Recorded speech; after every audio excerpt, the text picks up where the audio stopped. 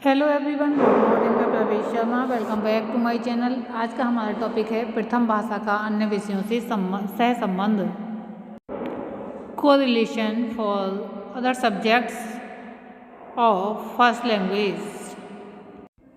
सबसे पहले हम देखेंगे इंट्रोडक्शन।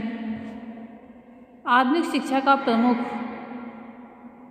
उद्देश्य किसी भी विषय को दूसरे विषयों से जोड़ना होता है, और जब तक समन्वय नहीं होता तब तक ज्ञान की अधिकता नहीं हो पाती है। कहने का तात्पर्य ये है कि एक विषय पढ़ने के साथ साथ अन्य विषयों का भी ज्ञान होता चला जाए, जिससे कि दूसरा विषय, कोई नया विषय अगली कक्षा में छात्र पढ़ता है तो उसे कोई भी समस्या का सामना न करना पड़े। पढ़ाए जाने वाले विभिन्न विषयों में किसी भी प्रकार का समन्वय स्थापित अगर नहीं है तो अनेक समस्याओं का सामना करना पड़ता है। हिंदी भाषा का या अन्य भाषाओं का शिक्षण करते समय इतिहास, भूगोल, नागरिक शास्त्र, गृह विज्ञान, विज्ञान को व्यर्थ नहीं समझना चाहिए, बल्कि आवश्यक समझना चाहिए, जिससे कि भाषा का ज्ञान बहुत अच्छी प्रकार से हो सके और साथ ही साथ दूसरे विषयों में भी रुचि बनी रहे। अब हम देखेंगे मीनिंग ऑफ कोरिलेशन, सहसंबंध का अर्थ। सहसंबंध का अर्थ है विद्यालय में पढ़ाए जाने वाले विभिन्न विषयों में परस्पर सहसंबंध स्थापित करना।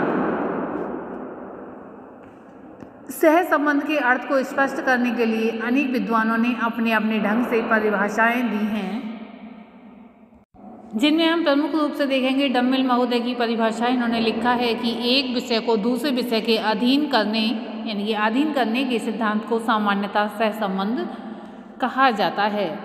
इस संबंध में माध्यमिक शिक्षा आयोग ने लिखा है कि पाठ्यक्रम में विषयों को एक दूसरे से अलग कर दिया गया है। विभिन्न विषयों में जो पारस्परिक संबंध होता है उसका जरा भी ध्यान नहीं रखा गया है। प्रत्येक विषय को एक दूसरे से अलग करके पढ़ाया जाता है। अगर एक करके पढ़ाया जाए वही संबंध है। बर्नार्ड महोदय इस संबंध में लिखते हैं कि समन्वय विद्यालय के विषयों को यथासंभव एक दूसरे से संबंधित करने की कोशिश करता है। शाह महोदय लिखते हैं, सानुबंध शिक्षण शिक्षार्थी को उसके अनुभवों के स्तर के अनुसार शिक्षा देने के अलावा कुछ नहीं है। एक अन्य विद्वान की परिभाषा है कि शिक्षण के विभिन्न विषयों का एक उद्देश्य होने के कारण अलग अलग होते हुए भी एकता रखते हैं। भिन्न भिन्न दिशाओं में आने वाली ज्ञान रश्मियाँ शिक्षा बिंदु पर केंद्रित होती हैं तथा उसके प्रकाश को विद्यार्थी का, यानी कि जो उसका प्रकाश होता है उससे विद्यार्थी का व्यक्तित्व खिल जाता है। इस कारण से अनेक विषयों में एक पारस्परिक संबंध होता है। इसी के साथ हम देखेंगे कि अन्य विषयों से किस प्रकार का संबंध है और साथ ही साथ सहसंबंध कितने प्रकार का होता है। तो सबसे पहले देख लेते हैं टाइप्स ऑफ कोरिलेशन, सहसंबंध के प्रकार। सहसंबंध दो प्रकार का होता है। सबसे पहला है क्षितिजीय संबंध और दूसरा है ऊर्ध्वाकार संबंध। जो क्षितिजीय प्रकार का संबंध है उसमें विषयों के बीच में संबंध स्थापित किया जाता है। यदि शिक्षक भाषा का शिक्षण कर रहा है तो वह इतिहास तथा भूगोल, विज्ञान और अन्य विषयों, कोई भी विषय हो सकते हैं, का भी वर्णन करेगा। दूसरे शब्दों में हम कह सकते हैं कि वह अन्य विषयों की सामग्री का प्रयोग भाषा के पाठ को समझाने के, समझने के लिए करेगा। जैसे बहुत से पाठ होते हैं, हिंदी में निबंध पूछा जाता है विज्ञान के चमत्कार, तो यहाँ पर क्या होता है कि विज्ञान के विषय में बालक समझेगा, सोचेगा और उसका ज्ञान अर्जित करेगा। और भी पूछा जा सकता है कि नहीं, त्योहारों के बारे में पूछा जा सकता है जो कि सामाजिक अध्ययन के अंतर्गत आते हैं, जैसे होली, दीपावली, रक्षाबंधन, दशहरा, देश प्रेम। तो बहुत सारी चीज़ें ऐसी आ जाती हैं जो कि अन्य विषयों से संबंधित होती हैं। नेक्स्ट हम देखेंगे ऊर्ध्वाकार संबंध। ऊर्ध्वाकार समन्वय में एक ही प्रकार के विभिन्न उप विषयों में संबंध स्थापित किया जाता है।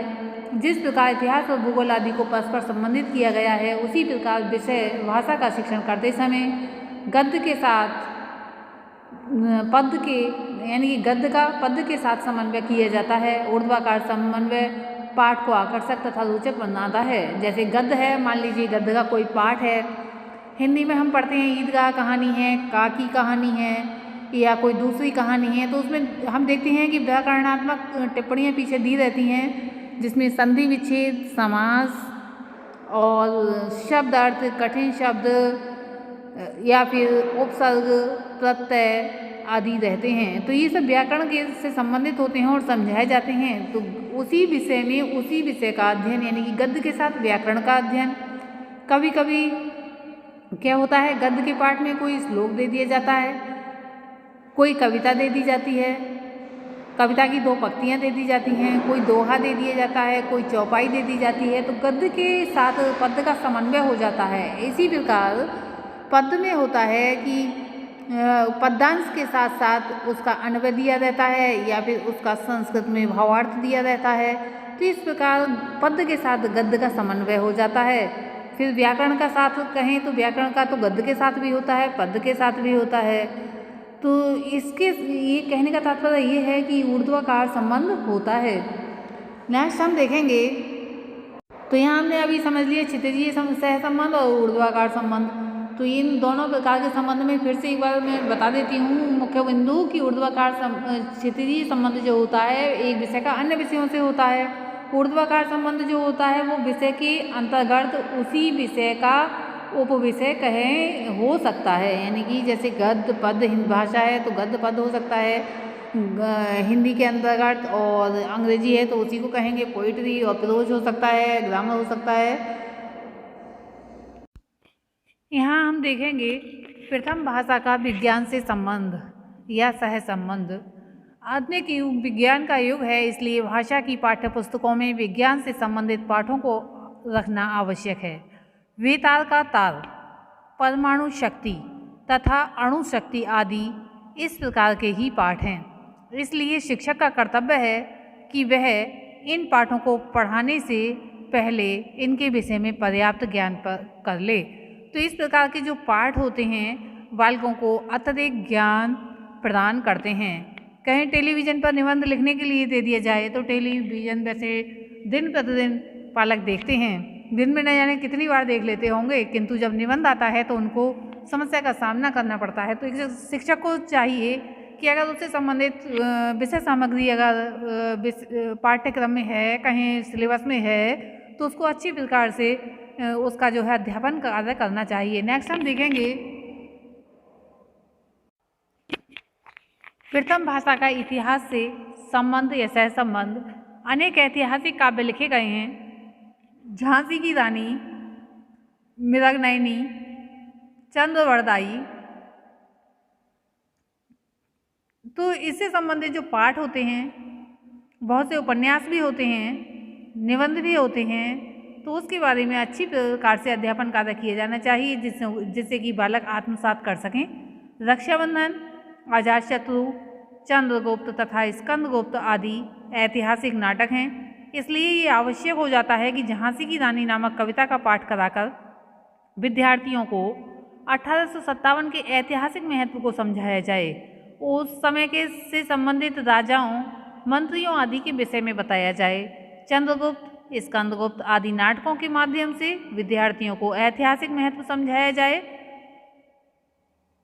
एक विद्वती के क्षत्रिया लिखती हैं कि साहित्य समाज के भूत, वर्तमान तथा भविष्य तीनों कालों को दर्शन कराता है। हाँ, उन घटनाओं को ज्यों का त्यों अंकित न करके साहित्यकार उसमें अपनी कल्पना के सहारे कुछ नवीन रंग अवश्य भर देता है, परंतु होता तो वह सत्य ही है। अतः साहित्य में ऐतिहासिक घटनाओं का स्पष्ट दर्शन होता है। इसके साथ हम देखेंगे नेक्स्ट पॉइंट पर प्रथम भाषा का भूगोल से सह संबंध या संबंध। व्यक्ति का जीवन भौगोलिक परिस्थितियों से प्रभावित होता है, इसलिए भाषा का शिक्षण करते समय उसकी उपेक्षा नहीं की जा सकती। गद्य के अनेक पाठ भूगोल से संबंधित होते हैं, जैसे हिमालय पर्वत आदि। ऐसे पाठों को पढ़ाते समय भौगोलिक वर्णन करना आवश्यक हो जाता है। शिमला आदि पाठ जो होते हैं, श्रीनगर, तो यहाँ की जो इस प्रकार के जो पाठ होते हैं उनके वहाँ के वातावरण के विषय में उन छात्रों को अवगत कराया जाना चाहिए। भाषा के शिक्षक को इस प्रकार के स्थलों का उल्लेख प्रभावशाली तथा भावयुक्त शब्दों में करना चाहिए और उसकी भौगोलिक व्याख्या करनी चाहिए। नेक्स्ट पॉइंट हम देखेंगे प्रथम भाषा का गृह विज्ञान से संबंध तथा कला से संबंध। गृह विज्ञान एक ऐसा विषय है जिसमें कि समाज का पूरा परिवेश आ जाता है, घर का वातावरण आ जाता है, खान पान आ जाता है, परिधान आ जाते हैं। तो भाषा का शिक्षण कराते समय इन बातों का ध्यान रखना चाहिए तथा गृह विज्ञान पढ़ाते समय भाषा का ध्यान रखना चाहिए। कला के लिए कहें तो नृत्य कला, चित्रकला तथा संगीत कला से संबंधित पाठ भाषा की पाठ्यपुस्तकों में सम्मिलित किए जा सकते हैं। शिक्षक को इन कलाओं के विषय में यथासंभव जानकारी प्राप्त करनी चाहिए। कविता में वर्णित दृश्य विद्यार्थियों से बनवाने चाहिए। जब बालक बनाते हैं तो उसमें रुचि लेते हैं, उससे संबंधित प्रश्न भी पूछते हैं तथा अनेक तथ्यों को जानने का प्रयास करते हैं और जगह जगह से विषय सामग्री भी जो है ग्रहण करने की कोशिश करते हैं। इसी के साथ हम देखेंगे निष्कर्ष रूप में हम कह सकते हैं कि प्रथम भाषा का अन्य विषयों से सहसंबंध स्थापित करके हम विषय को रोचक बना सकते हैं। इसीलिए डंबिल महोदय का फिर से हमें परिभाषा याद आ जाती है कि एक विषय को दूसरे के अधीन करने के सिद्धांत को सामान्यतः समन्वय के सिद्धांत के नाम से उल्लेखित किया गया है। कहने का तात्पर्य यहाँ पर यही हो जाता है, वास्तविकता में ही हम दूसरे विषय को एक विषय से जब अधीन कर लेंगे या फिर एक विषय के दूसरा विषय अधीन कर लेंगे तो विषय सामग्री अधिक से अधिक छात्र जो है ग्रहण करेंगे और ग्रहण की गई विषय सामग्री को आत्मसात करेंगे तथा भविष्य में उनके लिए बहुत ही उपयोगी सिद्ध होगी।